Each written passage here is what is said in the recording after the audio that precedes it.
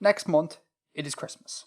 And as we want to do, as a new custom, we want to do the Christmas pub quiz. So we're going to do it again this year, and we're going to invite all of the YouTube friends on. But we're going to do something a little bit different this year. We would like to have one round of questions coming from you, the listeners. So I'm going to put out a call for questions. I want people to send in audio recordings.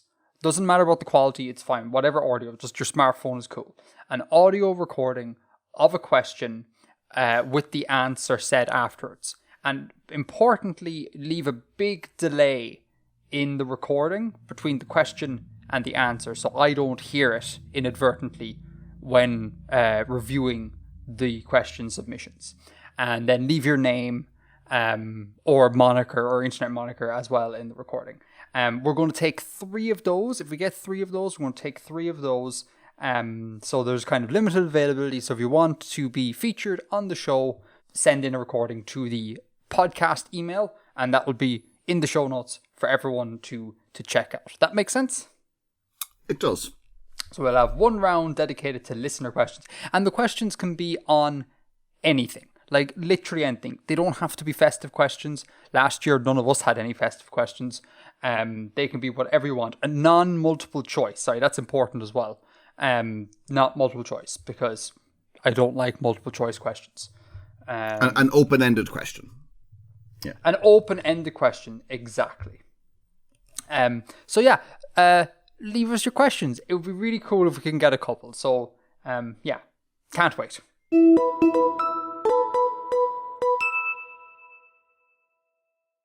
Irish Accent Crimes Corner. In a stunning turn up for the books. This one is going to be celebrating a good Irish accent as opposed to rubbish Irish accents. This comes from u/VulcanTrekkie45, and they sent us a review of Assassin's Creed Wrath of Druids. And in this review, I'll leave the link to the video and the timestamp. You can hear an Irish accent that I'm going to say is nigh on authentic. It is really, really great. Not all of the accents in the game are amazing. Some of them are a little bit into the hyper-real land. But this one accent that, again, I'll link and timestamp, was ace. So Irish Accent Crimes Corner gives out its first award for a decent Irish accent. Yeah, I've actually played that. And it is overall pretty good. There are a couple of ropey ones, but it's, yeah, overall not bad. Assassin's Creed, I've played a good bit of them recently, and they always have a slightly weird kind of relationship with how they portray Ireland. There's some very bizarre notions about Ireland in some of them. But this is actually quite good. It was good enough to the point that I was actually taken out of it, because I remember I was fighting some guys, and I stabbed a soldier or whatever, and it just sounded like I'd stabbed some guy. I'd stabbed some guy in Dublin, and it was such a kind of authentic accent that it sounded like something from real life rather than something from a game, and I kind of that's weird. Do you know? I should have looked into this before the show. But do you know if they are actually Irish people, or just they've got some really good voice actors?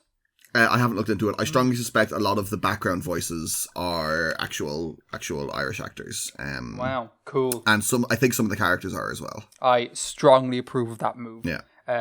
Well done, Assassin's Creed. Related to this, u/Meep Coyote, great username, made us aware of a thing called the coconut effect, which I didn't realize was a thing, but makes perfect sense.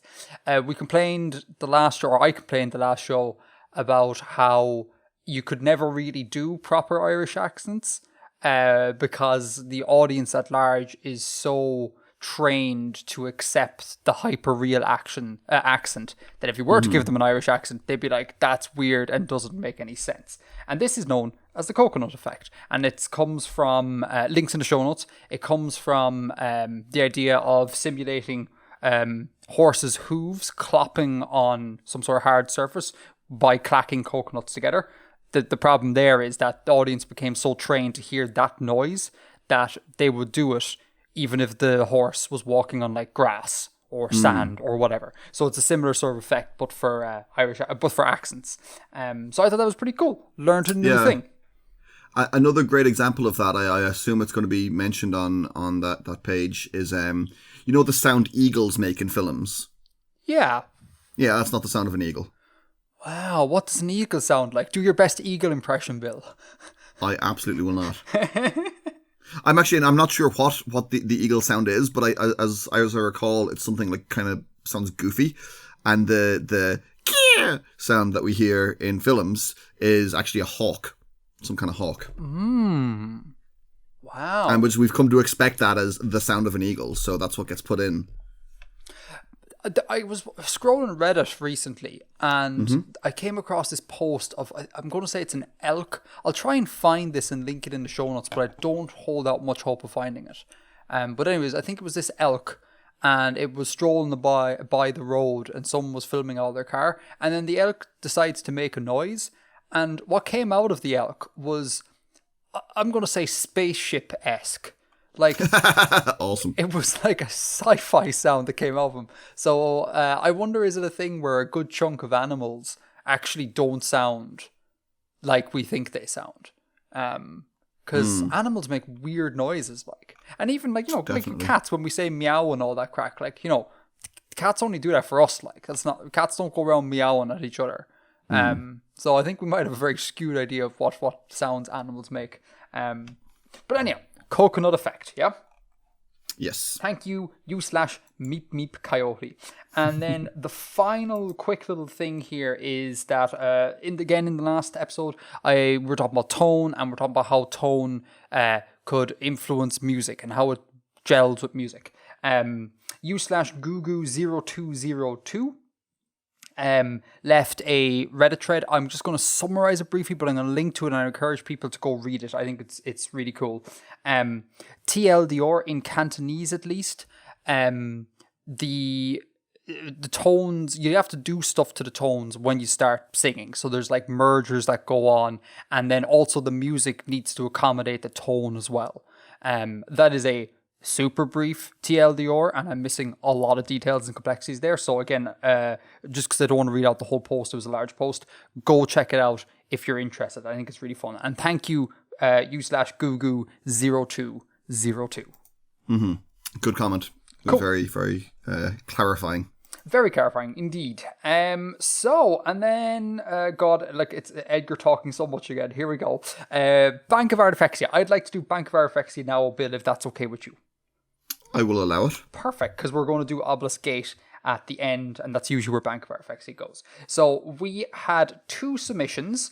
The first one comes from long-time listener Samuel the Barber, and I think long-time contributor to the Bank of Artifexia. Yeah. This person has given me a wealth in money. And I feel like it's a very one-sided affair. But anyhow, we have another. Samuel's shtick is that he writes extremely well. He has great penmanship and he writes extremely well-crafted notes. There's a lot of this evident here, despite being on a typewriter for the most part. Again, it's a big letter, so I'm going to summarize real quick here. The big thing here is that they studied applied linguistics at UCD. They're American, and they just received their master's in applied linguistics at UCD. So congratulations.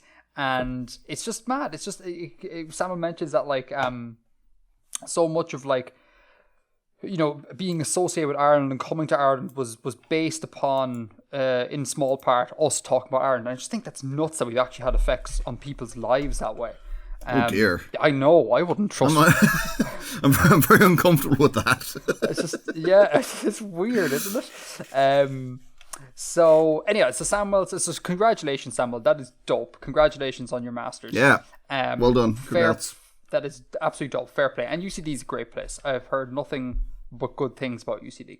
Now, Samuel submits $2 Antarctican. Now, this is obviously not real legal tender, but still, it's pretty dope. And I get to fill in the continent of Antarctica on the map, which is kind of cool. Links in the show notes to everything here. On the obverse of the $2 Antarctican dollar, we have a chap called Charles Wilkes, who was knocking around from 1798 to 1877. And the thing about him, I was looking at his Wikipedia page. The thing about him, he seems to have a bit of an illustrious...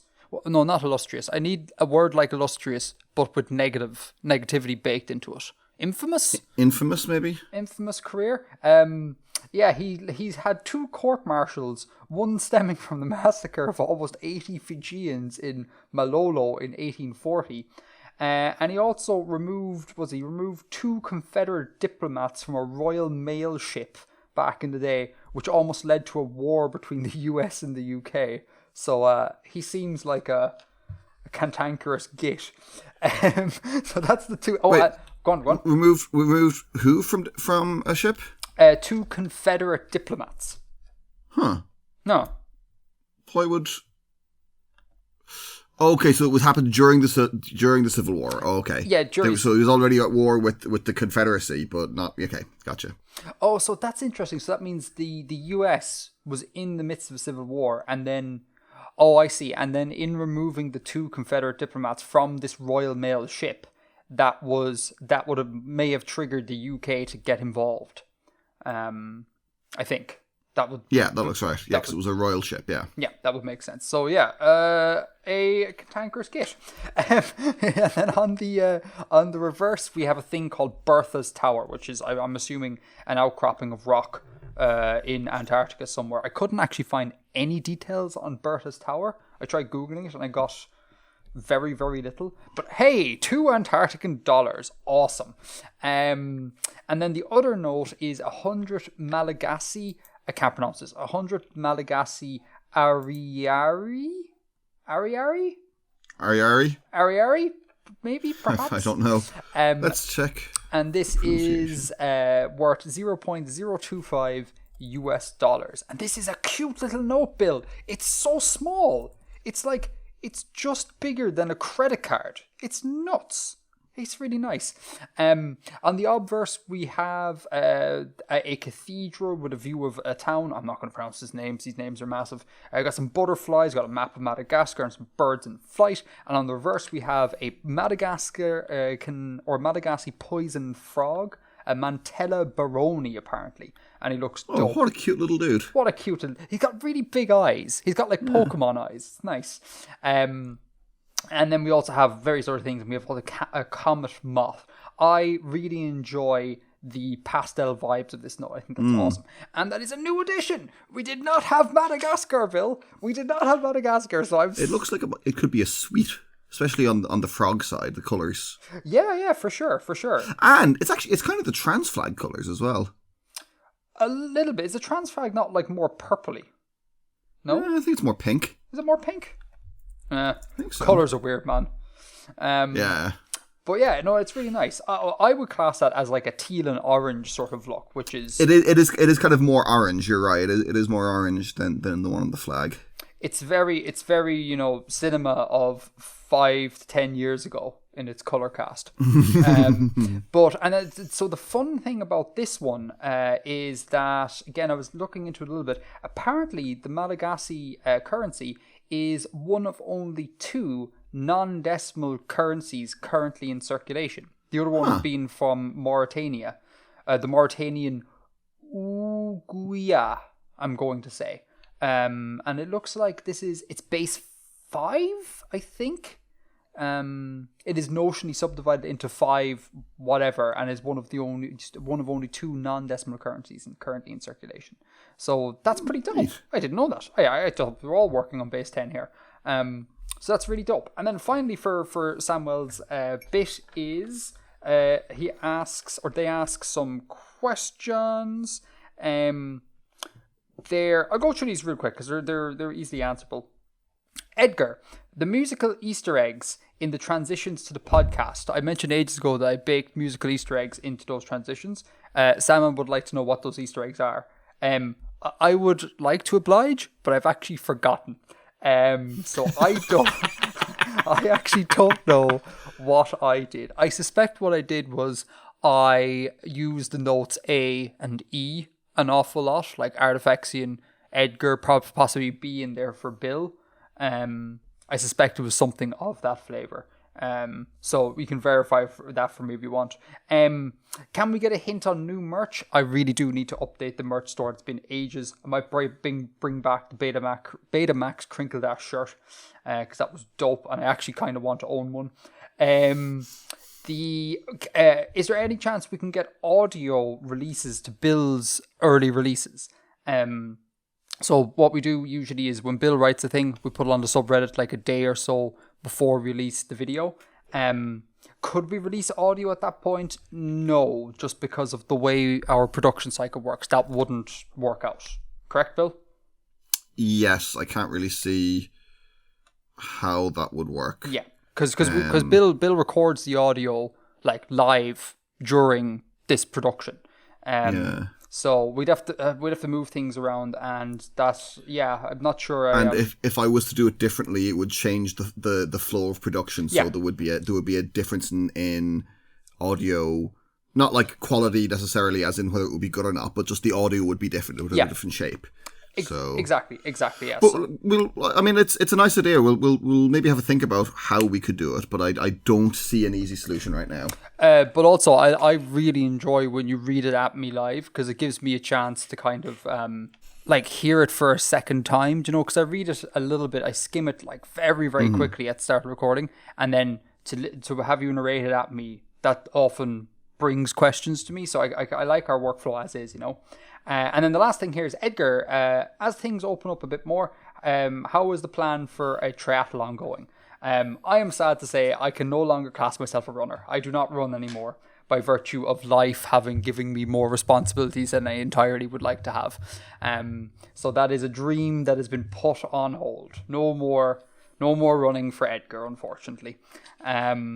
So yeah, it's a bit sad, but hopefully one day I'll get back to it.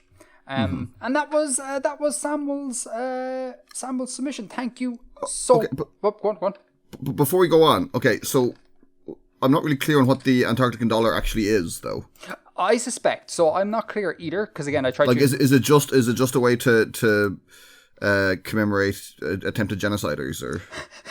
Well, I mean, maybe inadvertently. I suspect, based on no information at all. I suspect good, okay. I suspect this is like, you know, that thing where you can buy a star, or you can like become a lord by owning like, you know, a tiny parcel of land in Scotland that's like 1 centimeter by 1 centimeter, you know, that sort of thing. I suspect it's like that. It's one of those things where someone just was like, wouldn't it be fun to own Antarctic currency? Let us just print a little bit, and people can buy it as like little tokens or whatever.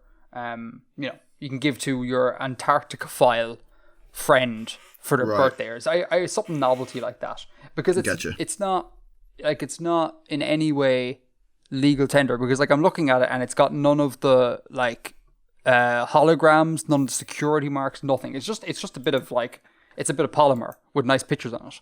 And that's fine. That's totally cool. I mean, I wouldn't expect Antarctica to have legal tender. Like, it doesn't have much need for functioning market economies. No. Apparently, do you know what? Apparently there's 2 ATMs on Antarctica. Really? Yeah, 2 of them. That's mad. That is one more that is in my town.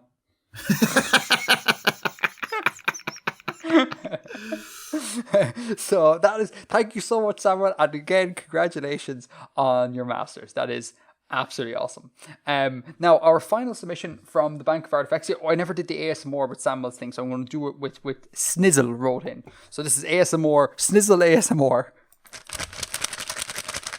Beautiful.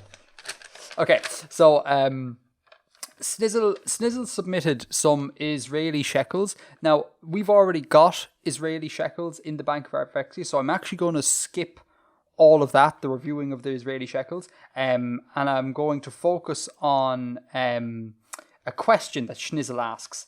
They write, lastly, as a man of fate, I am wondering if you had any thoughts on world-building religions.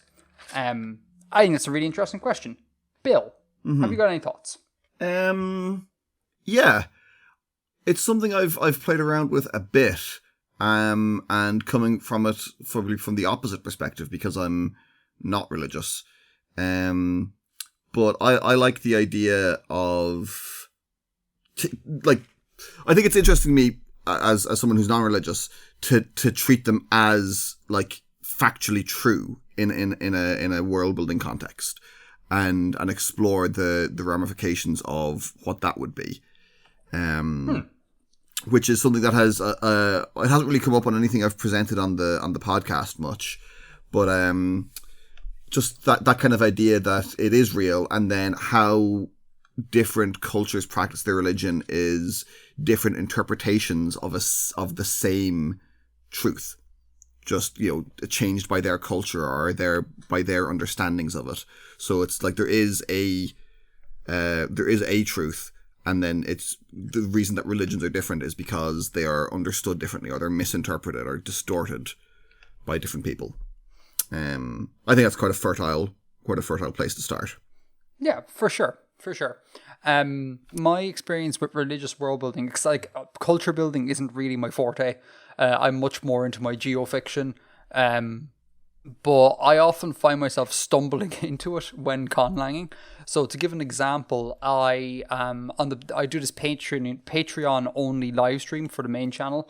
I'm working on a conlang on that stream, and I was going through person marking paradigms. So like I, you, he, she, that sort of crack.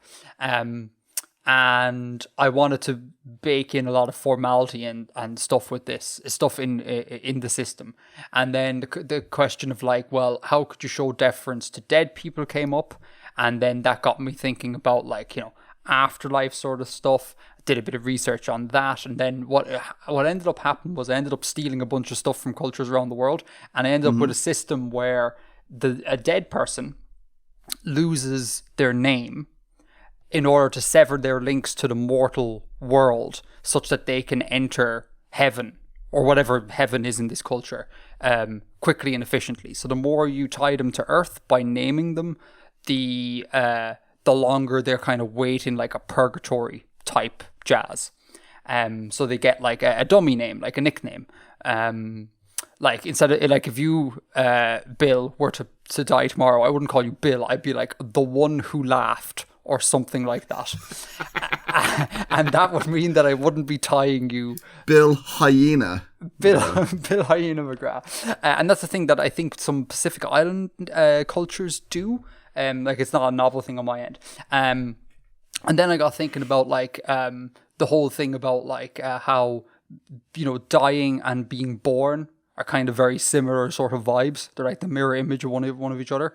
And so I was like, oh, well, what happens if we make it so that young people who are born, they don't get names in this case, to not to stop them entering heaven, but to stop gods messing with them. So like bad gods, giving them diseases and illnesses, don't give them a name. So we don't identify them. So the gods can't, they're like obscured to the gods.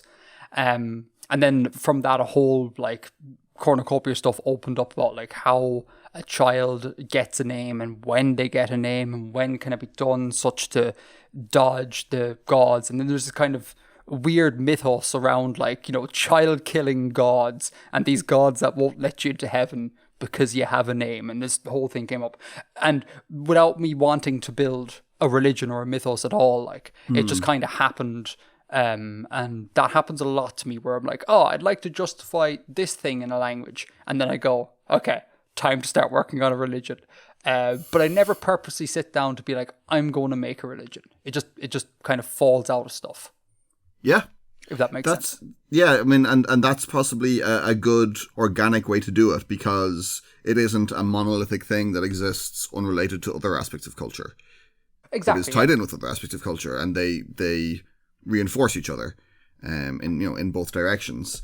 And actually, another point that just occurred to me there is, I think the conception we have of religion being a single thing that you are is quite a specifically contemporary, or at least reasonably modern Western conception. that it is, super part of your identity, then you are either Christian or you are something else or you are some third thing, that they are totally separate.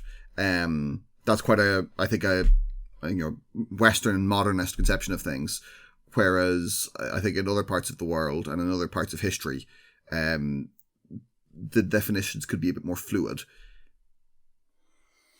Do you have examples? Yeah, I mean, as I understand it, it is not uncommon for people in Japan to have both kind of Christian practices and Shinto practices for an individual person. And it is not necessarily perceived that there is a conflict there. I'm sure some will see that there's a conflict. Some will be more like, no, I can only do this one thing, but it's not necessarily the case. Yeah, that makes sense. Yeah, I was aware of the Shintoism in Japan. Yeah, and I guess maybe I'm struggling to think of examples, but part of me thinks that it might be a similar thing kinda here, where like old pagan rituals kinda sorta get like merged in with the Christian thing. So you're kinda doing both at once, even though nominally now in modern times it's all under the umbrella of being like a Catholic here. But yeah, for sure. You can have multiple things, like, well. Anyway, world building religion. I hope that was interesting, Schnizzle. Snizzle. I don't know how to put it. Snissle. Snissel. No, Snissel. Sorry, I'm dyslexic. Yeah, so... Snisley, or maybe it's French and it's just like sniss, and we just don't care about the rest of those letters. No, if it was French, there'd have to be an E at the start. And there has to be an X somewhere in there as well. It's mental. Anyway, world building religions. I hope you enjoy that, Snizzle, and thank you for the Israeli shekels. I hope you understand that I'm not going to go over it because we already have it in the Bank of Artifexia, and really the Bank of Artifexia is just a big excuse to receive snail mail and to talk about questions in the snail mail. So thank you so much for that. And then final things in follow-up, and then I promise folks we can listen to Bill and his dulcet tones. Red Mars. So we reviewed Red Mars last month. One thing I just want to bring up, because I forgot to do it during the review, the time slip, right? This is the whole idea. The Mars' day is about 40 minutes, I think it's 40 minutes longer than an Earth day. And the question would be that if we were to go colonize Mars, how would we deal with that difference in time? Would we just spread the difference over the course of a day, so make hours just a little bit longer? Or will we keep the regular hours that we have and then just shove on like the remaining time at the end of the day, and it'll just sit there like a timeless period, and then the clock start again after the timeless period to make up the difference? The Red Mars goes with the latter. What do you think of that, Bill? Because I think that's a bit silly. I don't think anyone would actually do that. I think it's good. Do you think it's good? Yeah. I think what we do is we just go, there's 24 hours in the day, and then just make the hour like whatever 1.02. Nope. Why not? Nope. Because then we'd have to reconsider a load of scientific definitions of things. If you're redefining the base unit of time of what a second is, then something falling at like meters per second is going to be totally different. So, and remember, these are all engineers and scientists that create this culture. So they just, they keep all that stuff the same. And then there's just like, there's this bit where there's a blank. And I think it's kind of reasonably well justified in the narrative as well, that it's treated as this kind of like outside of time. It's kind of, it's the rules are a little bit relaxed. It's like a kind of a witching hour. Yeah, for sure. The narratively, I'm with you 100%. I'm not sure they'd be redefining the basic units there. You just simply call them like a Martian hour, but you just, for the sake of ease, still have 24 of them, and you just wouldn't care that it's in fact a little bit longer. Like we would still have all the constants be based on Earth time. Yeah, but then why would you be using something? Like, you'd always have to constantly remember if you were trying to convert into scientific units, you'd have to like take the the units you were used to dealing with, and then like have an extra step of dividing them by whatever to turn them into scientific units. I mean, that's fair, but like that kind of thing happens all the time. Yeah, but I'm saying if they were creating it, they wouldn't want to put in that extra step. Yeah, it's turning it a bit like Imperial kind of measurement there, just like putting in this kind of extra hassle. I was actually going to bring up Imperial units as a sort of demonstration. I was going to bring up the mile and the nautical mile and all that sort of crack. Yeah. Yeah, I guess it's probably just because it's really alien to have a timeless period. Where I'm like, that's clearly nonsense. I guess that's where my aversion to it is coming from. Yeah, I think it's kind of an elegant solution. But the main thing is, like what you said, to circle back, narratively works out really well. Like there was loads of times in the book where they'd be having a rough day or whatever, and they'd slip into the timeless period and they just feel a weight like lifted off them because they're like, oh, okay, so the day is done. I can relax for this like 40-minute period. Nothing's going to happen. Nothing ever happens in this 40-minute period. And it became like a moment of reflection very often, if I recall correctly in the book. So narratively, it definitely works. But so I meant narratively from a world building point of view as well. Like I could see how that would arise. Yeah. Okay. Yeah. You've kind of convinced me. To be honest with you, the minute you brought up imperialism, I was like, okay, I'm out. Did you hear just on a brief tangent? Did you hear the UK or I think I was going back to imperial units or something? There's a suggestion to do that in the typical kind of distract from our massive incompetence and corruption by appealing to jingoistic patriotism. It's completely unworkable because all of like the things, the customs and standards and stuff are set in metric at the moment, and it takes a long time to train people. So they're going to have to retrain everyone on the job and totally change the syllabus for training new people. And it's a massive infrastructural problem. It's not just saying we're going to do this thing differently. It's a massive infrastructural problem. Oh, for sure, yeah. I mean, I immediately thought about the poor bloke who has to go around and change every single sign in the UK on the side of a road. Like, even that in and of itself is a massive logistical... It sucks that there is just one guy whose job that is, doesn't it? Bob's some man, like, Bob just doesn't give up, like. Bob lives for that sort of stuff. Because, I mean, like, I think it was a big enough deal when we switched over to metric units. I think that caused an awful lot of hassle. Just like the physical act of just changing all the signage, never mind all of the more abstract stuff. So when I heard that, I was like, I can't believe a country like as big and with as many signs as the UK are gonna think to do that. Like, that's nuts. Like, and also, like, while I'm sure it was a massive hassle, we had the benefit of it being the international norm and being a member of the European Union, and them having an infrastructure to kind of absorb that and assist with that, as opposed to being one country that no one is going to help with this problem, trying to do it by themselves, and like have all the thing of having to still deal with everyone else using the Imperial or using the metric, and it's a nonsense. It's an absolute nonsense. It's weird. I find, sorry, this tangent. I don't think it'll happen. No, nor do I. I hope not, anyways, because that just seems insane. What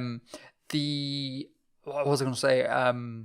Oh crap! What was I going to say? Oh yeah, the thing I still find really strange is that, like, there's still this sort of double think that goes on in this country where, like, we use the metric system for like just about everything, like barring weight and some other stuff. Like, everyone here gives their weight in pounds and stones and not kilograms. And I'm like one of the weird people who like kind of refuses to do that. So I'm always like, I weigh 57 kilograms, and then people look at me like, well, what's that in real measurements? I'm like, no, these are the real measurements.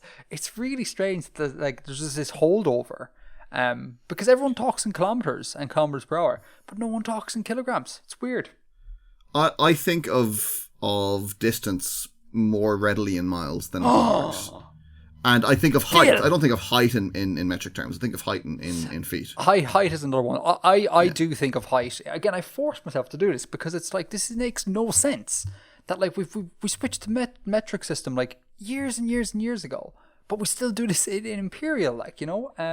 So I've trained myself to think in metric for both weight and height.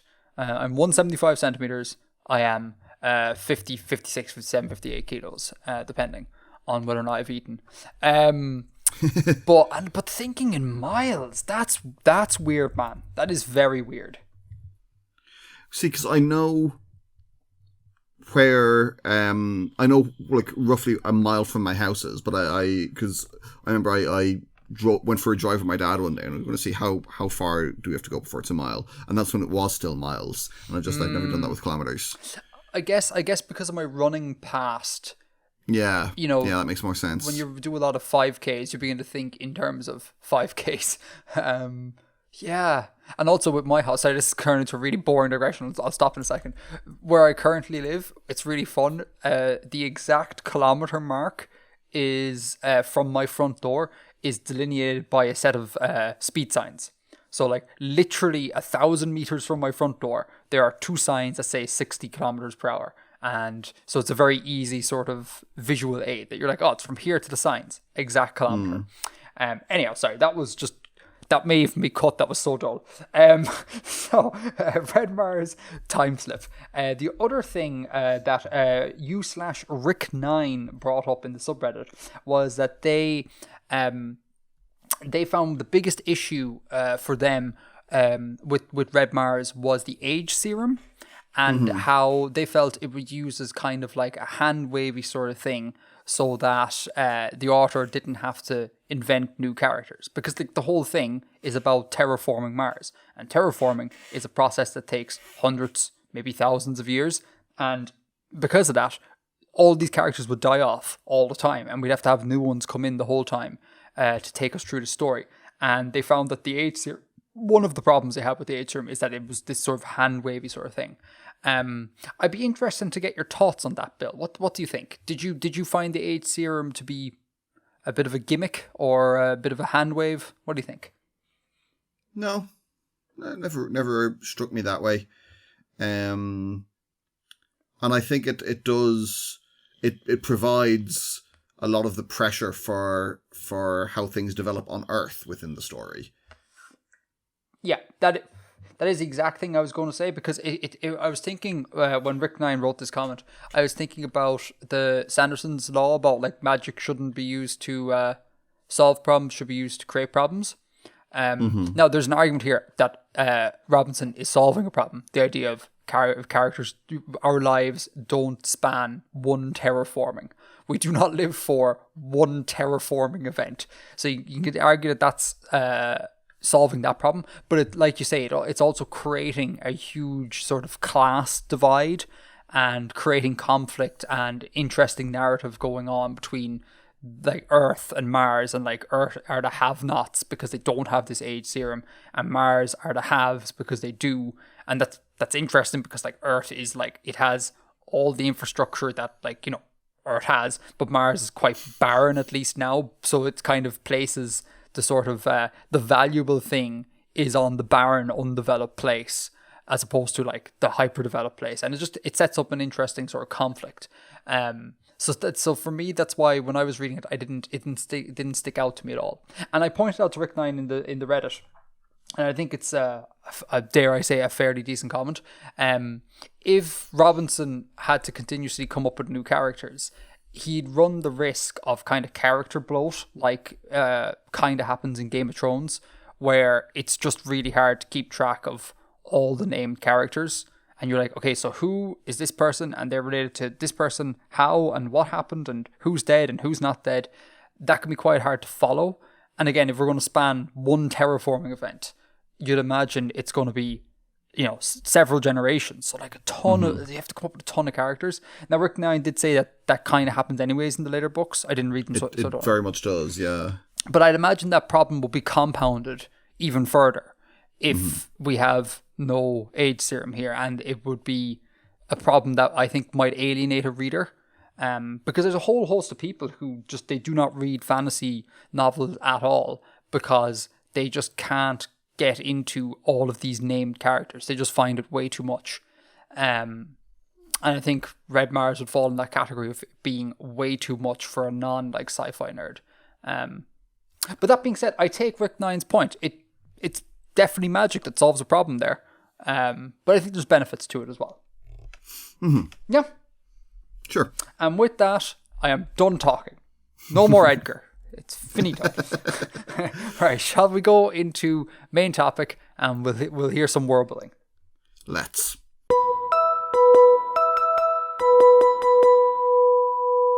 So, Bill is going to do some world building here. He's been watching Poldark.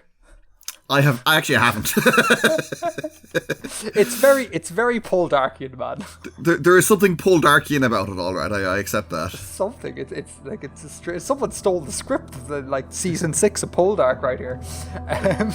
Well, anyhow, I will let you begin.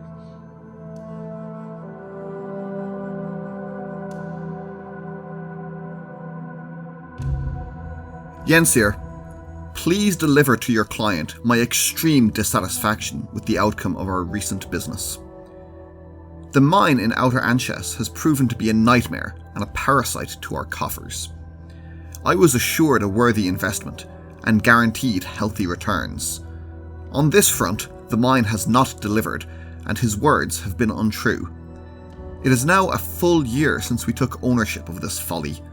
Not only has it failed to generate a single coin in profit, we have in fact spent nearly a quarter of our initial investment again to simply keep the cursed pit functioning.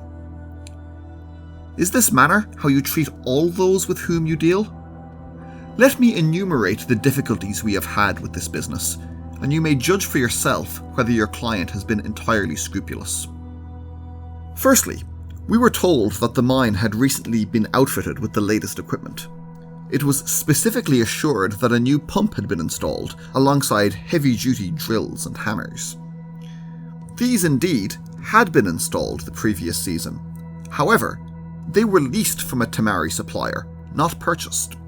This I learned only in a letter from the mine captain. When we began operation after the purchase, we learned that the equipment had been repossessed by the supplier, and thus we were working at far below the output we had come to expect, based upon your client's figures, and we have spent significant capital in replacing the machinery. Secondly, the rates offered for purchase of the ore by local smelters were not those suggested to us by your client. It has become apparent that the local mine owners are members of a collective, membership of which is required to avail of the favourable rates for the purchase of ore. As an independent business, operating from Lansk and unable to partake in such fraternity, we were unable to sell our already reduced product at these prices, thus a further reduction to our meagre margins. The company smelters either will simply not accept outside business, or will charge such fees for the transport of ore as to make it impractical for us, given our remote location. Thirdly, I was of the belief that, as is custom elsewhere in the Anches, the human labour of this mine would be acquired as an asset. I expressed this belief on several occasions in communication and in speech with your client, and at no point did he disabuse me of the notion. Given the disastrous performance of the operation so far, we had hoped to recoup our losses by relocating the workers to other labour. I have since learned that the miners are prevented from seeking other employment while our mine is operational. However, should we cease activity, they are in effect free to seek employment elsewhere. Again, being a small independent business at some remove from the site, we lack the ability to enforce this issue, particularly in a province so deeply contested between the companies. I have no conclusion other than your client knowingly misled us about the acquisition of the human capital at the mine. Finally, I would note that the mine captain himself was unaware of not only the specifics, but the actual fact of his mine's sale, and it was only with difficulty and persistence that he was able to contact us at all. This suggests to us that your client has a general habit of dishonesty and fraudulent dealings. We have no great expectation of satisfaction in this matter. All the evidence suggests that your client is a scoundrel and a mountebank. An honest resolution of this difficulty is not possible. We will be making this affair known to all those we deal with. Having acted with honesty, we feel no loss of honour or standing in the deceit we suffered. All such lands squarely at the feet of your client. Signed, Naham Tevalbe, Director, Lansk Combined Enterprises.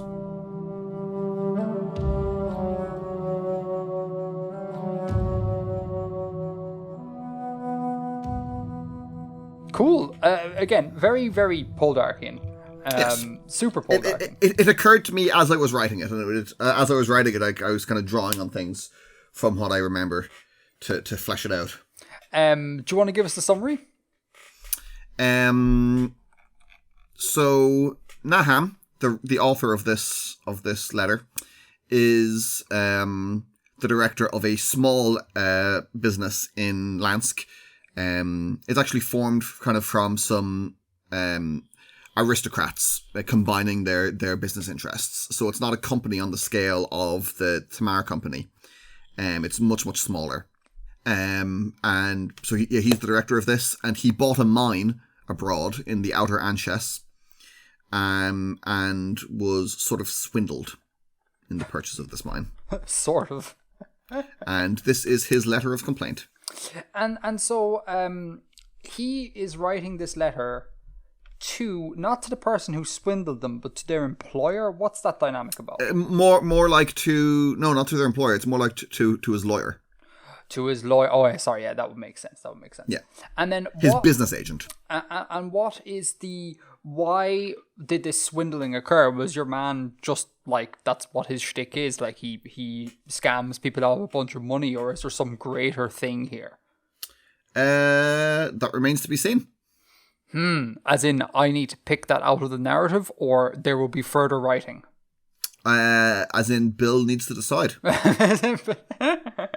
Cool. I merely present a snapshot, a document from the world, and I don't always know everything that's happening in connection to it. That's fair. So Yensier. Yensier is the business agent. The business agent. Yensier and Naham.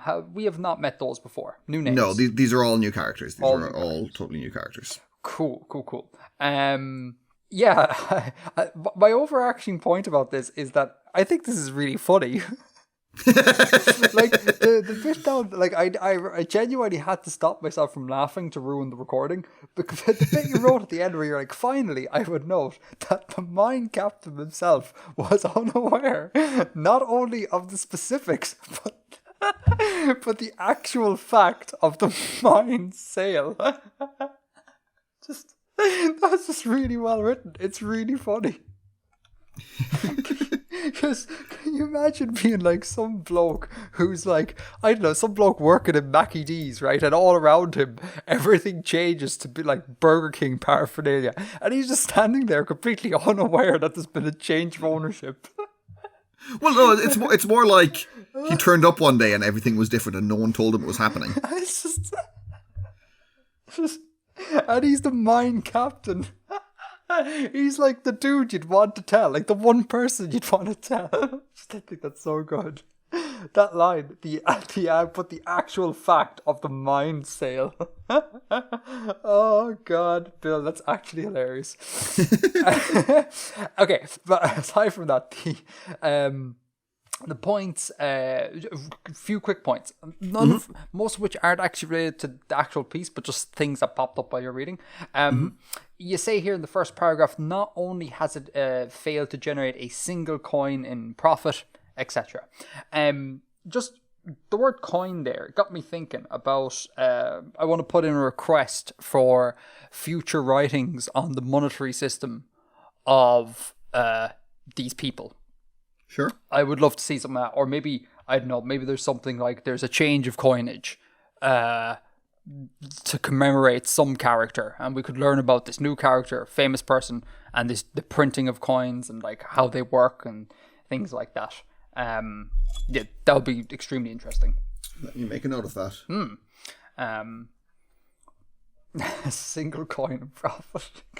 It's because the mine captain doesn't know what's going on. No, like, he's a competent mine captain. He's keeping the mine running insofar as he can under the circumstances. Just the owners didn't tell him they were selling it. Do you know that meme where I'm going to describe it poorly, but it's like the burning house meme? Do you know that? Like, it's a dude and the house is burning around him and he's like, everything's fine. It's a dog. Or whatever. That meme. You know that meme? Yeah. That's the mine captain. He's just there. He's just doing his job, keeping stuff going, and he's oblivious to the absolute chaos. I just think it's so good. Poor mine captain. We need to get him as a named character, Bill. Okay, another point I had there was, thirdly, I was of the belief that, as is custom elsewhere in Anches, the human labour of this mine would be acquired as an asset. So I just want to probe a little bit into this. Is this like a quasi-slavery deal?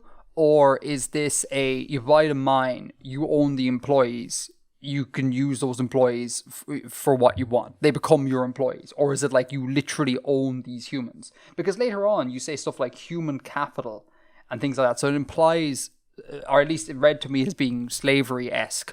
Is that the case? Yes. Yes. So you buy the mine and you buy a heap of slaves. They're not slaves in like a chattel kind of sense, but the conditions would probably be considered slavery in a modern context. They are paid, and as is pointed out here, the ones here actually have a slightly better deal than what he was expecting. He was expecting that if he bought them, he would kind of own their labour, that he would have kind of control of their contracts of indenture or whatever. And and if he wanted to, he could make someone of them a fisherman, and that'd be fine. He could do that, but that turns out that that's not actually the case as per the contract he signed. Yeah. And he and the rest of the Lansk Combined Enterprises board or whatever were of the belief that in the Anches this is what you did, that you owned the employees, or at the minimum you owned their labour. So it's not quite that. As long as the mine is operating, they can't go anywhere else. And so if he shuts down the mine and he doesn't have the right to move them around, as he had hoped to do, and if he shuts down the mine, then they're free. They can go to work somewhere else. See, when you describe it there, that sounds incredibly not funny, but the way you've written it is, again, hilarious. I just, for the listeners, I'd like to read this bit out again. I'm going to laugh my way through this. I'm really sorry, but I just think the rhythm of this is really great. So, Bill says, given the disastrous performance of the operation so far, we had hoped to recoup our losses by relocating the workers to other labour. I have since learned that the miners are prevented from seeking other employment, while our mine is operational. However, should we cease activity, they are, in effect, free to seek employment elsewhere. And I just love the in effect. They are, as you may well know. Oh, this is so good. It's so good. Come here. Is your man Jens here? Is he a bit of an idiot? Like, has he been conned by a real good con man, or is this some like? You mean Naham? Sorry, yeah, I mean Naham. Sorry, my fault. Yeah, the writer of this letter, is he a bit of an idiot, or has he been conned by a really good con man? Because it reads kind of like he's, I don't know, like a moneyed person who was all like, I'm going to go off and own a mine.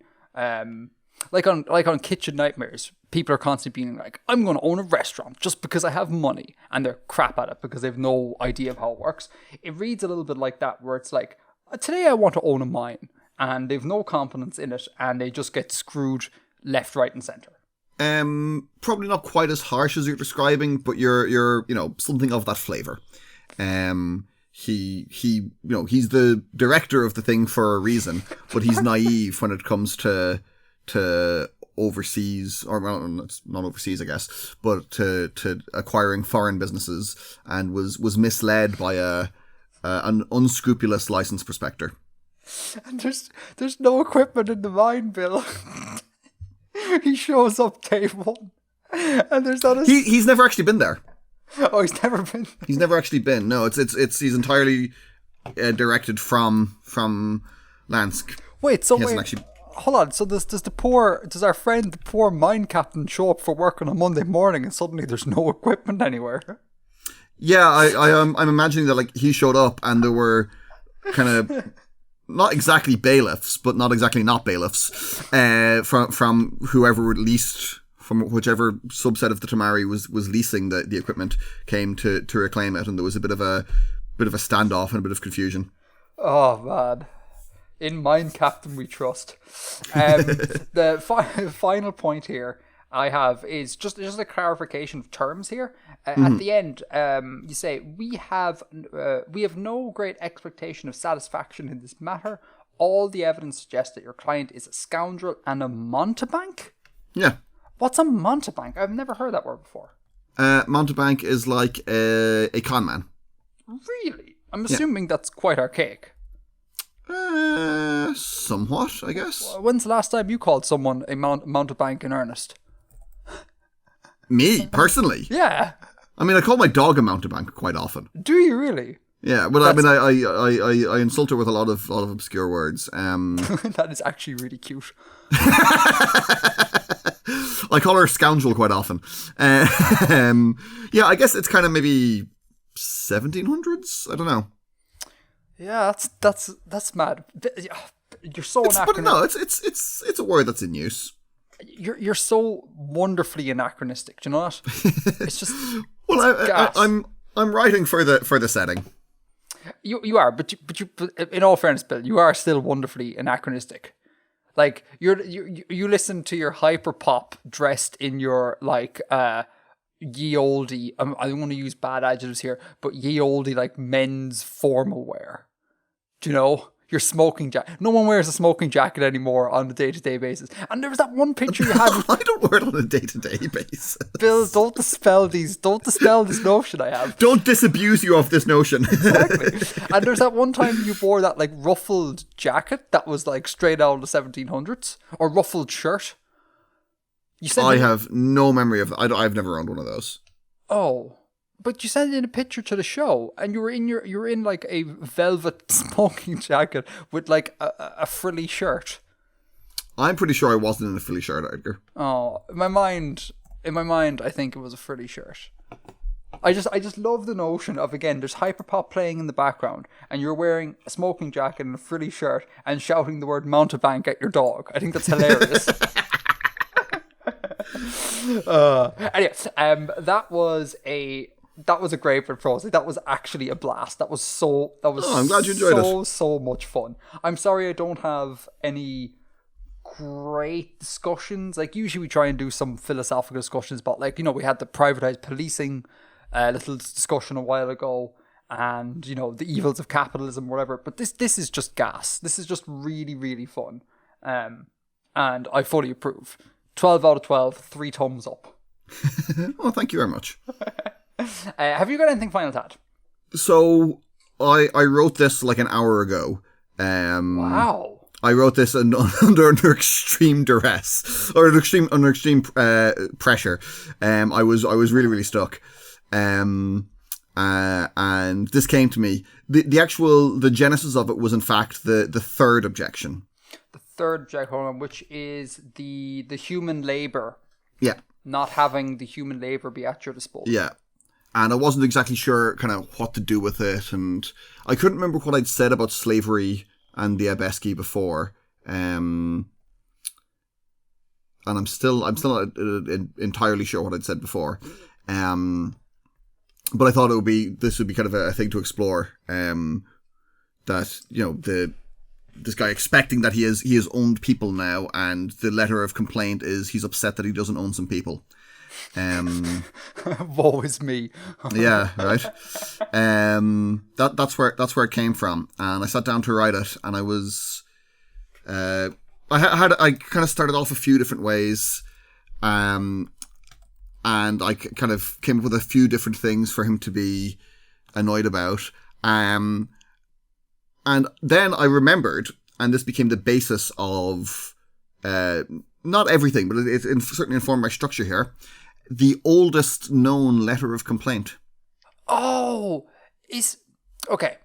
I have vague memories of some sort of like some, I don't know, Mesopotamian like clay tablet banging on about how bushels of wheat weren't supplied or something like that. Is that in any way correct?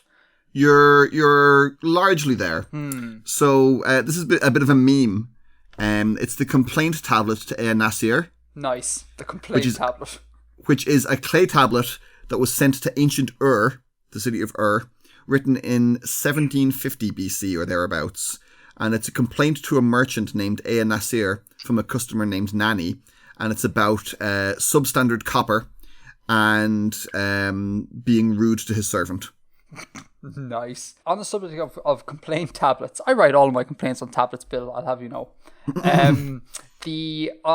As part of my college studies, as part of our college studies, well, actually, no, you probably didn't have to do this. Did you do chamber music? No. No. Well, kind of, not in the same way you did. Okay, so Bill was a composer, I was an instrumentalist. Instrumentalist had to do a thing called chamber music, which is basically you form a group and you play with other musicians. Simple. And my group was myself and one of my best friends in college, a singer. And one of the pieces we performed was called Letters from Composers. I'll leave links in the show notes. And it's by this guy, Dominic Argento, who basically took letters from composers and made music out of it. And one of my favourite movements or favourite pieces in it was a letter that J.S. Bach wrote to a town council complaining that some dude got married out of the jurisdiction of the town, and because of doing that, he didn't want to pay Bach whatever fees he had due. And Bach makes a big rambling thing of it. And I just love, I'll read out some of the lyrics here and go listen to it, because in song form, it's bloody hilarious because it's so over the top once you sing a letter of complaint. But it goes, magnificent, most honourable gentlemen, our wise and learned counsellors, distinguished lords and patrons, etc., etc., etc. May it please you to condescend to hear how Herr Johannes Friedrich Einkelwein, a merchant in the town of Leipzig, was married on the 12th of August of the present year out of town, and therefore thinks himself entitled to withhold from us the fees due in all such cases, and has made bold to disregard our many kind reminders. And it goes on. And listen to that, listen to that being sung, and it's actually hilarious. Because again, the singer has to sing, etc., etc., etc. It's so fun.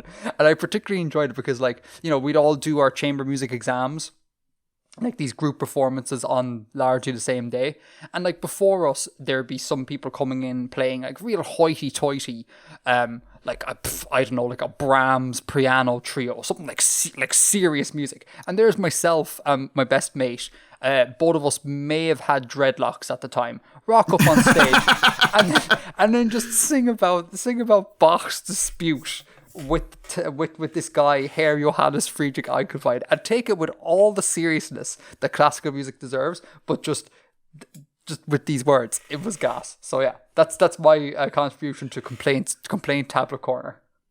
Just that thing about the kind of the seriousness versus the humor. I have this really strong memory of going to the opera with you. Do you remember this? No. To see Albert Herring. No. So I think it was the year we lived together, and the college put on a production of Albert Herring by Benjamin Britten, and it was in the Project Arts Centre in Dublin. Oh man, I have completely blocked that from my memory. Well, the reason I remember it is because we went on the first night, and like we went to see it because like all our mates were in it, and we laughed ourselves silly because it's so funny. It's really, yeah. It's really, really funny. And no one else there was laughing because we were there to see the opera and everyone else was there to be at the opera. And they were treating it like really seriously and, you know, this is a piece of art, which it is, but it's also a piece of entertainment and no one else could appreciate that. I genuinely don't remember that whatsoever. That's insane. Yeah. That's absolutely insane. Well, I'm glad Past Edgar found it really funny. Because God, like opera can be a whole slog to get through. Oh, it really can. It really can. But like these were like written to be popular entertainment in the 50s. Like I was after the war, and there wasn't a particularly big mass media. There was radio and stuff, but this was like kind of it was culture, but it was also entertainment, and it was written to be funny, and it was meant to be for anyone to be able to go and see and enjoy. Yeah, and I think as well though, like people do think of classical music as being like a little bit super serious and stuff, but like you can pick any composer, and I absolutely guarantee you there's going to be works that they've created that are just complete like satire or nonsense. Like the famous example is Mozart has a fugue. I think it's a fugue. Oh, I might need to correct myself on that. That's entitled Leck mich im Arsch. I don't think it's a fugue, but yeah, I know the thing you're talking about. Yeah, is it a canon? Is it a canon? Hold on, we need to Google this. It's a round. It's a round. There we go. And Leck mich im Arsch round, in German basically means kiss my ass. And it's like he does this in like, you know, what we'll consider like a really like super cultured form factor or whatever, and it's just Mozart just being like whatever, a 20-something-year-old looper, you know, just doing the thing. And yeah, I think sometimes classical music takes itself a little bit too seriously, and that was part of myself and my friend, we were kind of like, we'd really like to do something that really isn't that serious, because after all, we're just doing exams here. It's not like we're performing for royalty, so we're like, let's just do something that's great fun. So we decided on complaint letters written by long dead composers. Yeah, that's great. I'm definitely gonna have to look that up. It's fantastic. It's absolutely great. So that was that. That was that. Yeah. That's what else was there? Yeah, in the letter. Does the significance of this line or this sentence come across? Okay. So again, in the third paragraph. Again, being a small independent business at some remove from the site, we lack the ability to enforce this issue, particularly in a province so deeply contested between the companies. Possibly not. I mean, I'm getting vibes of all but kind of warfare between the two companies trying to colonize this space.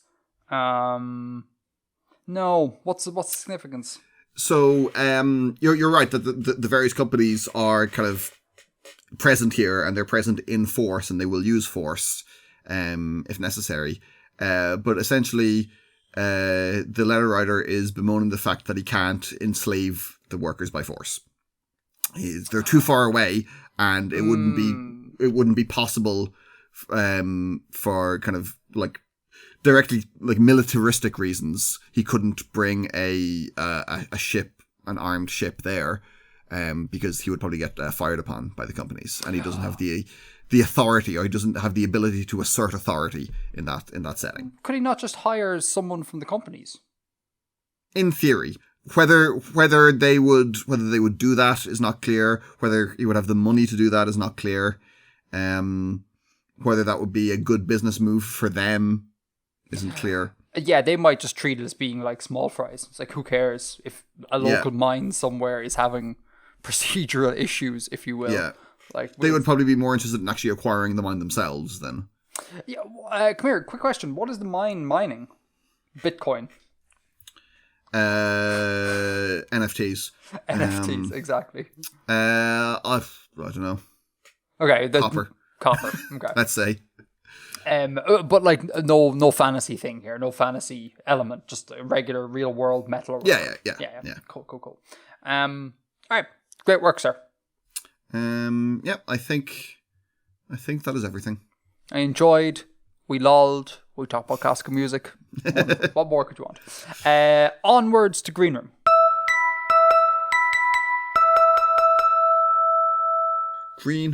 Green Room.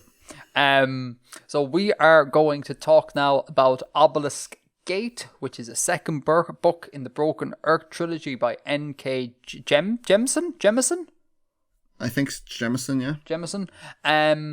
There is going to be no other content beyond this point. There will be spoilers, so if you've not read the book, stop now. If you have read the book, keep listening.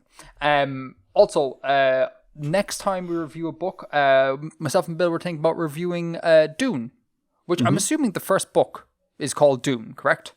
It is called Dune. Yeah. Yes. So given that it's in vogue at the moment and they made the movie, which I saw and I thought was quite good, given it's in vogue, I'd like to reread Dune. So we'll review that the next time we come to do Artifexian Book Club Corner. Mm-hmm. Okay, cool. Happy with that? I am. Okay. Obelisk Gate. Do you want to give a summary and then maybe some of your thoughts, Bill? So this is the second book in the Broken Earth trilogy by N.K. Jemisin, as you said. Book 1 was the greatest book ever written. That is like little hyperbole. I love that book so much. That was the 5th season, which we reviewed on the podcast in the last year or 6 months or something. Mm-hmm. Time no longer has meaning. Mm-hmm. And this picks up pretty much directly after the end of the first book, with Essen's story, her being the main character of the 5th season, and it also introduces as point of view characters Essen's daughter, Nassan. Mm-hmm. Is that right? Nassan, yeah. Nassan, and Shafa, who was another character from the 5th season, a sort of a guardian, as he was called, who was a sort of a nominal protector. Nominal. Yeah, very nominal. Of the Origin characters. And it also, I don't think it was clear in the first book that the narrator. So all of Essen's story is told in second person. It's directed at you. Yes. And I don't think it was clear in the first book that the narrator was actually Hoa. Wait, hang on, hold on. Is that clear in this book? Yes. Oh, are you sure about that? I am fairly sure.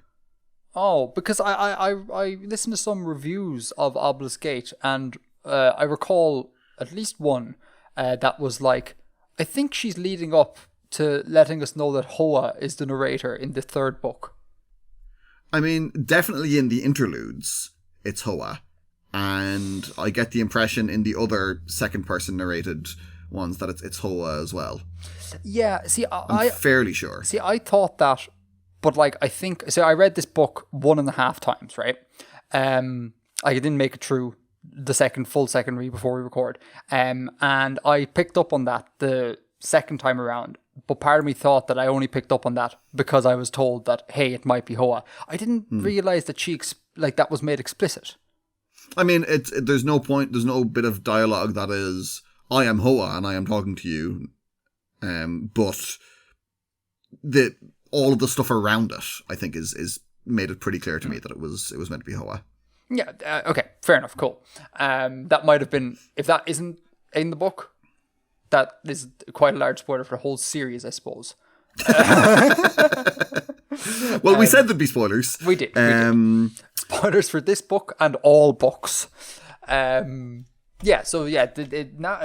is written in second person, and it is become clear that this is a narration. Someone, Hoa is narrating to I'm assuming to Essun herself. Well, yeah, because it's you. Yeah. And Hoa being a stone eater character who's a sort of another race, another sentient race. Mm-hmm. So it follows how Essun's story progresses in the calm that she ends up in at the end of the first book, which is Castrima. Mm-hmm. Castrima. Yeah. And then it follows Nassun from the beginning of the 5th season. So after Jija, who's Nassun's father, Essun's husband, murders their other child, and then runs away with their daughter. Yeah, so Nassun's story, if I recall correctly, basically starts as the 5th season started. Yes. Yeah. We just with fleeing Turima. Turimo, that's it. So it almost acts like a kind of flashback sort of jazz in a way. Yeah. Yeah, I really enjoyed this. I read this quite soon after I read the first book. And then I reread the entire thing in the last, 2 days. So it was quite rushed. And I couldn't really remember who all of the characters were at the start, particularly the characters in Castrima. Yeah, I found that a little bit hard to keep track of at the beginning. I mean, I guess that's going to happen in a sequel when it's been a while since I've read the first one. Overall, I really enjoyed this. It builds on... It wasn't as revelatory as the first one. In terms of the world building, it wasn't as kind of fresh and exciting, but again, that's just a natural thing. It builds on what we know very, very well, and adds new elements, and there are very clear analogues to things, as there were in the first book as well. But one element that's reintroduced here is in the relationship between Zizia and Nassun. That he is taking her somewhere where he thinks she can be cured of her orogeny, and that's a very obvious analog or allusion to queer conversion therapy. Yeah, for sure. And it's portrayed as an equally abusive intent. This book definitely keeps up the vibes of extreme abuse. Yeah. That has not abated with the second book. The big kind of revelation on that front is that Essun subjected her own children to the same abusive training that she was subjected to, when it's revealed that she broke Nassun's hand, the way that Shafa had broken her hand when she was in training. So I'd like to pick up there. Let's call it the cycle of abuse, right? But before I talk about the cycle of abuse, I want to finish off the summation thing because, God bless you, sometimes you're really good at summations, but you've left out the whole point of the book, or at least the kind of superficial point. Absolutely have. You absolutely have. Is that we learned at the start of the last book, at the end of the last book, that the moon... There's this mysterious thing called the moon, and no one other than this character, Alabaster, seems to know what it was. And in this book, we find out that the moon has been destabilized into a highly elliptical orbit, and that highly elliptical orbit is destabilizing the planet, and it is the reason why this planet experiences seasons, being kind of like these apocalyptic climate events, if you will. And the whole shtick is that between Alabaster and Essun, the kind of the two main-ish characters, between the two of them, they need to try and find a way to get the moon back into a stable orbit to end the seasons for good. And they have to use their powers, which is called orogeny in this setting, to do so. And as a means of producing magic on that scale, they're going to have to utilize... what are they called? The obelisks. Obelisks, yeah. The things in the air, they're obelisks, aren't they? Yeah. Yeah, they're going to have to use these structures called obelisks that float in the air in connection with this thing called the Obelisk Gate, which as far as I can tell was this giant ass hole that cuts through the planet. And basically a lot of this book is Essun learning about kind of how this will work and setting up for book 3 being... we bring the moon back and return everything to normal. And so that's a large part of it. And Alabaster is being eaten away. He's being turned into stone. So he'll, I'm assuming, soon become not of any use to anyone. Oh, in fact, actually, does he die in this book?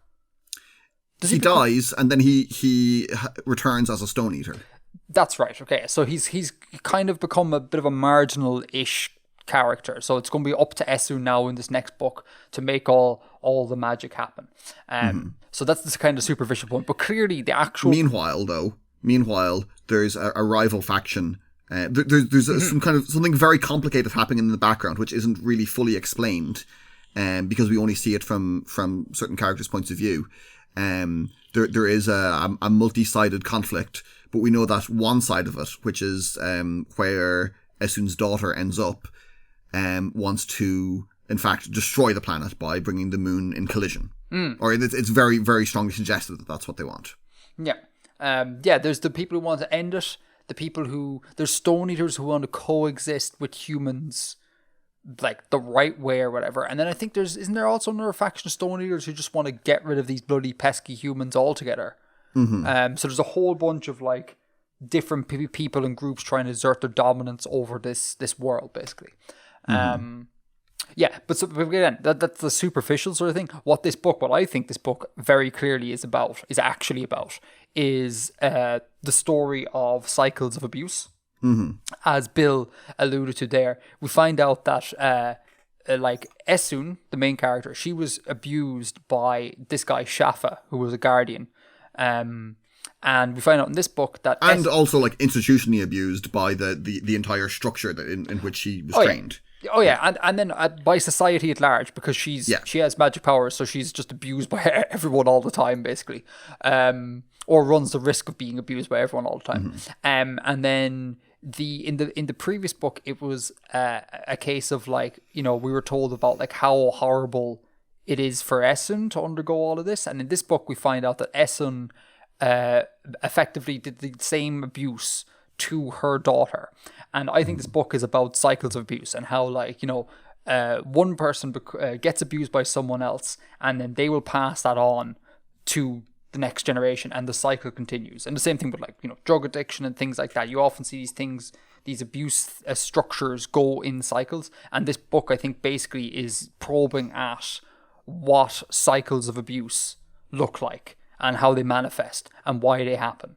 But also I think really subtly as well, in a sort of weird way, kind of attempting to paint the abusers not entirely as monsters. So, like, Essun is painted not entirely as a monster, like as a very flawed person. Because again, like, I think most of the time, like, very rarely are people just like evil. I think most of the time, like, bad people are kind of made bad because of circumstance or what was done to them and things like that. Yeah. And so that the book explores that as well. Like, Essun isn't evil, but like she underwent hardship and then kind of passed that on. And then Shafa as well, like, he's not presented as being like this hyper real notion of a child abuser, really. Like, he's kind of presented as almost being sympathetic in this book. Like, he almost goes on a redemption arc, which is kind of nuts. So it's just, go on. So he more or less sells his soul at one point, and is actually a lot better afterwards. He's a lot less horrible after he does that. You know, he that's when he becomes a more sympathetic character in kind of losing an element of what made him so abusive beforehand. He that's one kind of part of his redemption, but we don't exactly know yet what the cost of that is, or what the ramifications of what he does or what he has done are. But I think that feeds into this narrative of the cycle of abuse, that in that, like, if you the abuser, or say you the addict, or you with some problem in your life, if you can find a way of getting rid of like one element of that, like, let's say you do a bunch of drugs because, you know, your parents did a bunch of drugs. If you can find a way of like kicking the drugs, everything just becomes brighter and better. You know what I mean? And so I think Shafa is kind of almost like, he feeds into this narrative of like, what is a cycle of abuse? How can it be ended? What can be done, etc. And, you know, narratively, it's done through his basic, like, selling his soul, basically. And I thought that was really interesting. I actually didn't really care at all for the moon stuff and the Obelisk Gate and all the magic. Like, this was kind of read more like just like an interpersonal book about the relations close relatives in a way go to, be it biological or not. Did you pick up on the thing where Essun has PTSD? Essun has PTSD. Yep. Wait a minute, let me think. Where does she... No. So there's a bit in one of Nassun's chapters. So it's talking about how Zhija, her father, reacts to Origins in general. And it's he had a traumatic experience as a child where one of his friends was killed. And Nasun makes this comparison. He reacts to even the thought of Origens the way that Mama used to react to red wine, with fast breath and shaking hands, and sometimes freezing or weak knees. Daddy could never even bring things that were burgundy coloured into the house, but sometimes he would forget and do it anyway, and once it was done there was no reasoning with Mama. Nothing to be done but wait for her shakes and rapid breathing and hand-wringing to pass. So she has PTSD. Panic attacks are triggered by stuff the same colour as what the Guardians wore. Now, Nasun doesn't know that, but the Guardians wore like burgundy coloured clothes. Yeah. And she suffered this abuse at the hands of Shafa, who was a Guardian. She lost her first family in a battle with Guardians. So that colour triggers panic attacks. Yeah, I remember that line, but for some reason I didn't read it as PTSD. But yeah, clearly that's PTSD. Everyone in this bloody setting is PTSD. I mean, it's not unreasonable given how horrible the world is. Yeah, oh man, it's so bleak. It's so bleak. And there's a lot in it as well. There was some of this in the first book, but there's more in it here about how the systems of oppression perpetuate themselves. Like, there's a lot about the racial superiority of the Equatorials in the first one. And it's given, like, again, it's not like cartoon villain. It is given a context, and it's given an in-world justification, as in the way that people can justify it. But there was a line here from one of Essun's chapters about obeying the strictures that were put upon them. You obeyed once because you thought it would make you safe. So she went along with how things were in the Fulcrum under the existing system because she thought that was how I can survive, and that's shown to be false. And there's another line.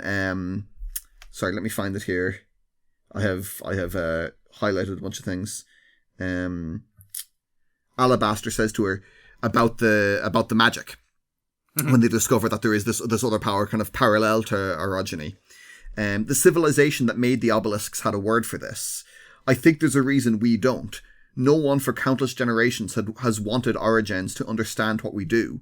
They've just wanted us to do it. So it's denying them the language to express their experiences and denying them the ability to have knowledge of it.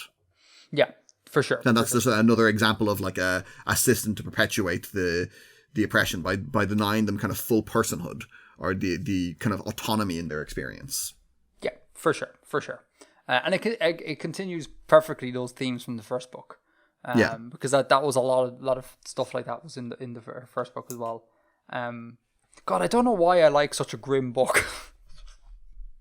I think for me it's like, I know I like stuff that's grim anyway. That's what I'm into. Something about it appeals to me, but here it is done convincingly and without, like nothing about it's cartoonish. There's absolutely horrible, heinous stuff happens in it, but it makes sense in context, and it's not lurid either. No. It's kind of, there's a sort of banality of evil to it. You can see why people do these things. You can see why they're evil. It is a horrible conclusion to arrive to, but there is a logical path to bring us there. Absolutely, yeah, absolutely. I have like two small criticisms that I might air and see if you agree or not. I think these are very minor, given that, like, again, the book is about structures of abuse and that sort of crack.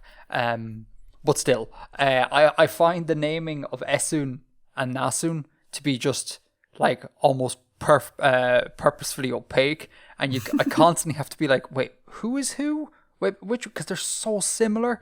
So just give them entirely different names. Like, it's just so confusing. And very often, like, I'll listen to it while cooking. I listen to the book while cooking or while doing some admin work or whatever. So, like, I might zone out for like 5 minutes and then come back and there's been a chapter change that I missed. And I'm like, wait a minute, we're not just talking about Essun. Like, but we were. This Nasu. And it's just like, it's so confusing every time. So just, I don't know why she did that. It's maddening. And then the other thing is that I think, although I really enjoyed this book, I don't think it's as good as the first book. Because I think the first book had, that gimmick, with the whole like reveal and the three people are one person, that sort of jazz, which is a real kind of like bums off the seat moment. This one kind of necessarily had to just be more of like, I need to explain what's going on here before we get to the conclusion in the third book, Middle Book Syndrome, I think is what it's called. And there was a lot of that. Like, I found some of the exposition stuff between Essun and Alabaster to just be a little bit like, I'm really just being explained like the way this is going to work. Like, as in, like, there's this thing called the Obelisk Gate, and you got this thing that's like slightly different from Rogeny, we'll call it magic, and then there's the obelisks, and like, I'm going to hold your hand through this, and we're going to put one and one together to set you up for the third book. It was a little bit exposition heavy, I thought, in places, and it didn't have the feel of like a grand sort of adventure. It felt very much like, you know, Essun is stuck in this one place because she has to be pinned down, because she needs to be talked to about what's going to happen in the third book. So I think it suffered from a little bit. And I did a little bit of Googling around, and apparently opinions on this are like cut down the middle. Like, some reviewers are like, this book suffers severely from Middle Book Syndrome, and other reviews apparently praise it for avoiding Middle Book Syndrome. So I'm a little bit confused as to what's actually going on, but for me it felt a little bit like this was clearly a bridge book, like, but it did enough stuff with the whole cycles of abuse and that sort of crack, that it kept me going.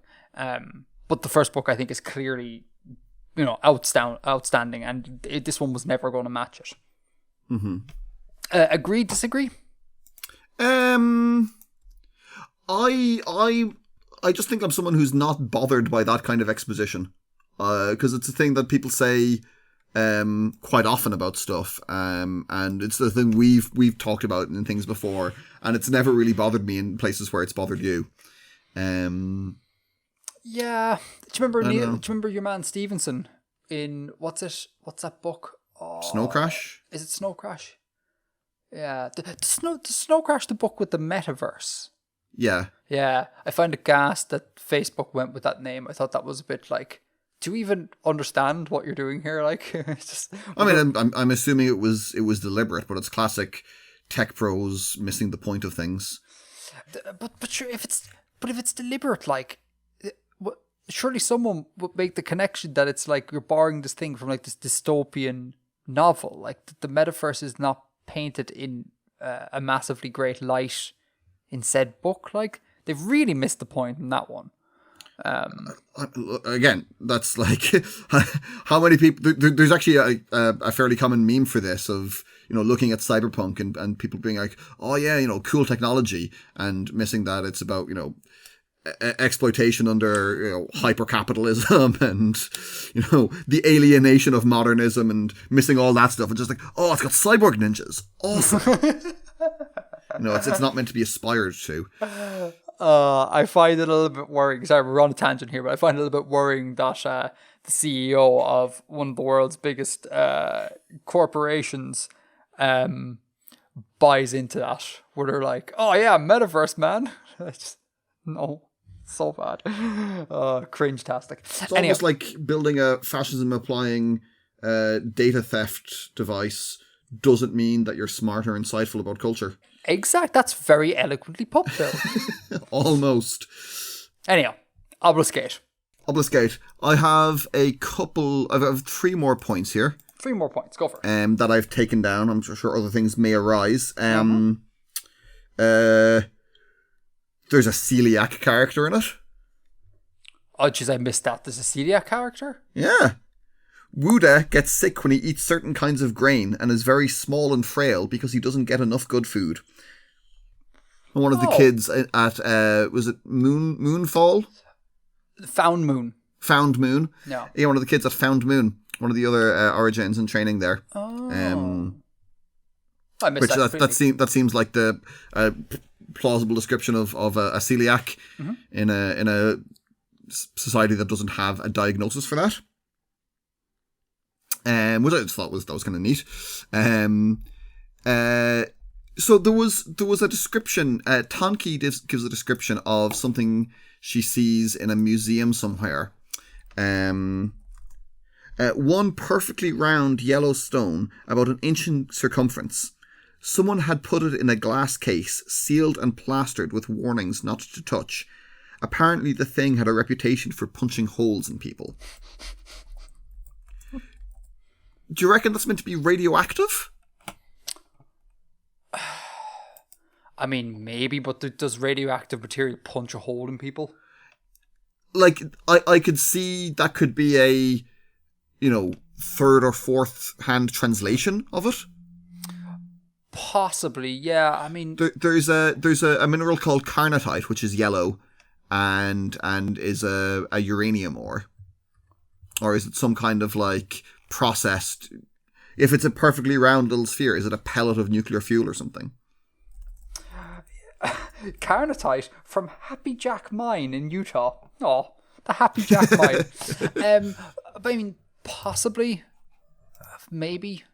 Yeah, you'd have to lean heavily into like a third or fourth hand translation of it. Yeah. I'm just trying to wonder what else that could be, or is it just meant to be like some kind of fantasy or some kind of tech thing that we don't know? Yeah, I don't know. You said she found it in a museum. Was that not the part where she broke into like this weird ass like room or something? I thought it was like a control room or something. That was a different conversation, but I do have a point about that. Do it. Go for it. So she picks up a scrap of iron from something, and then it burrows into her hand, and Essun has to get it out, and ends up cutting off Tunke's arm in the process. Very Star Wars-esque with the amount of like limbs being lost. Is that a core stone that the Guardians have? What's a core stone? So the Guardians have a core stone implanted in their Sesinape. What the organ is called? They've got something put in, something inserted surgically into them. Yeah, and it's I think it's said that it's a piece of metal. So is that, and like it's could be, because it's kind of, I don't know if it's implied or it's made totally explicit. If it's totally explicit, I missed it. But it's implied that that's kind of something from Father Earth, that is communicating with them, and that was the impression I got from this passage as well, where it goes into Tonki and travels up her arm, and attempts to kind of like take her over or something. Yeah. Now that wouldn't make total sense. That necessarily that this like dead civilization had this before Guardians existed, but maybe a core stone is something from that civilization repurposed. Yeah, it could well be. Yeah. Yeah. I know that's just something that occurred to me. But then the question is, why is it there? That's what I mean. It wouldn't necessarily make sense that that was like they kept core stones there, and it was meant to be a core stone, but that is some artifact, and that is used now as a core stone, or became repurposed as such. Yeah, could well be. Yeah. Do you know what I find? Sorry, just to interrupt a little bit. I find a little bit frustrating is that I get the impression that the Stone Eaters like know a lot of stuff. That they just are not telling to the characters for like reasons. Sometimes I find that a bit annoying because I think in that scene in the control room type thing, there was a Stone Eater present there. I'm pretty sure that the Stone Eater could just turn around and be all like, "Yeah, I know exactly what that thing is. Here's everything you need to know." But that's just not told to us. And if I recall correctly, I don't think it's very satisfying because I think there was one point where the Stone Eater with Alabaster was interacting with Essun, and the Stone Antonite. Yes, exactly. Antimony. Antimony. Antimony. And and it was basically like she kept saying things like, "You're not ready for that," and it's kind of like that sounds like a real sort of like I have all the answers, but I'm just not going to give you them because like plot. That's a bit frustrating when you have these like all powerful beings. And they just refuse to tell people what's going on. Just tell her what the bloody iron spike is about, you know? They are very alien though. And it's clear that they're very alien when we see Alabaster has become, or when we see that there is an Alabaster Stone Eater, it's sort of suggested that he doesn't have full memory, or he's not exactly the same personality-wise. So the passage is, only its eyes are black, and though they watch you with only faint recognition, with a puzzled flicker of something that might be memory, something about those eyes is familiar. So it's not 100% the same necessarily. And then there's this really creepy thing that Hoa says in one of his one of his passages. The doctor says, "Oh, are you going to go eat Essun's arm, because Essun's arm has become stone?" And Hoa says, "No more than you will eat her other arm. Some things are simple decency." Which is like, that's totally alien. Like, that doesn't make any sense. Like, it's simple decency to not eat someone. Maybe this is meant to be delivered with a sort of wry humor, but that doesn't the impression I get from their character overall. So like, they are very, very alien. Yeah, I take that, but yeah, I guess maybe when I was reading, I just didn't, that alienness didn't reach a point for me where it felt a satisfactory explanation why they aren't just explaining everything that's going on. Yeah. But yeah, no, I take your point. Yeah. How do you, I know you're not a visual person, but how do you visualize the Stone Eaters, if you visualize them at all? It's kind of like, I guess, sculptures kind of, and they at the bottom, they kind of flow. You know Doctor Who? I'm going to get the name wrong, but you know those, the Weeping Angels? Yeah, I see them as the Weeping Angels. Yeah, because it is said sometimes that you don't necessarily see them in motion, you just see them being in a new place. That's mentioned a couple of times. There's loads of times where it's all like, I was looking at Antimony and then she just wasn't there, and we don't really know, or it's not conveyed to us how they moved. They just did, and now they're not there. So yeah, I keep thinking of them as being Weeping Angels, which I think is kind of a cool vibe, a cool aesthetic. And sorry, go on. No, after you. Well, I was going to say, I see Hoa as being the kid from Up, but in like in like fancy dress Weeping Angels. It's the kid from Up going trick or treating for Halloween dressed as a Weeping Angel. That's Hoa. Anyhow, go on. I'm sure you have an astute point after my nonsensical thing there. Go on. The one character that I do have quite a strong visual thing for is actually Shafa. Oh, hold on. Before you say anything, how do I think of him? I think of him as being, how would I describe this? Hagrid from Harry Potter. Mm-hmm. If Hagrid lost just enough weight, right, that he was still kind of like physically intimidating but gaunt enough to be kind of creepy. That is how I envisage Shafa. Okay. What do you think? Now, this might be totally off base because, as I said, I'm not very visual and I can't remember how he's described at the beginning of the fifth season. Nor can I. But I kind of think of him as being like Geralt of Rivia from The Witcher. What? From the Witcher video games. Yeah, because he's pale, isn't he? He's pale skinned. Wait. Hold on. So that's the hold on. The main character from The Witcher. Specifically the Witcher video games? More so the video games than the TV show. Okay, hold on. The Witcher. Yeah, I can see it. I think that's too handsome.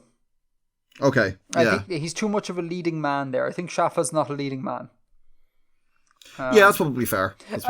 But again, if you just, I'm looking at a picture of the dude there, right? Minus the white hair, a skinny Hagrid could be him.